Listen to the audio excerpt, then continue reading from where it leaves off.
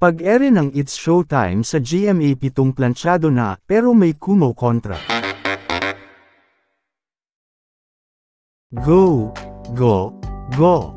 Na raw talaga ang pag-ere ng It's Showtime sa GMA7 na siyang papalit sa dating oras ng Natsujin, kahanang pinakamasaya.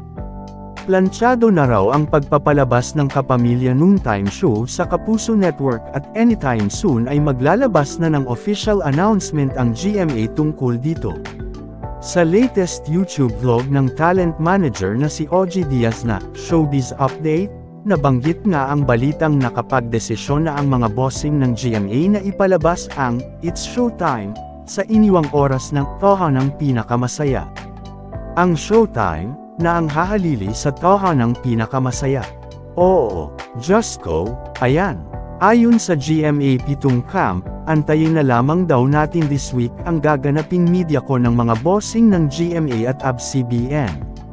Kasama na riyan ang hosts ng It's Showtime para formal na i-announce ang pagtuntong ng It's Showtime bilang bagong noontime show ng GMA7 kapalit ng tahanang pinakamasaya, ang pahayag ni Papa O.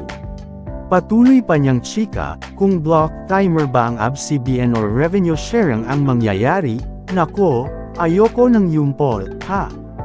Kaya hayaan na nating sila mismo ang mag-announce. Sabi pa ng aking source, plansyado na ang lahat kaya let's just wait and see kung tama ang aking source, ha? Sabi pa ng content creator. Ang magiging isyu nga lang daw dito ay kung papayagan bang mag-promote ang mga artista ng ABS-CBN ng kanilang mga teleserye at iba pang projects sa It's Showtime.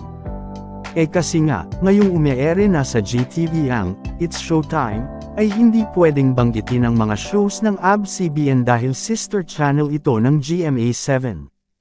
Kasi nga, nasa GTV sila, behave sila sa pagbanggit ng title ng show kaya mga please lang, mga pailalim lang yung pagbanggit ng It's Showtime hosts kapag may nagpo-promote. Lalo pa ngayon.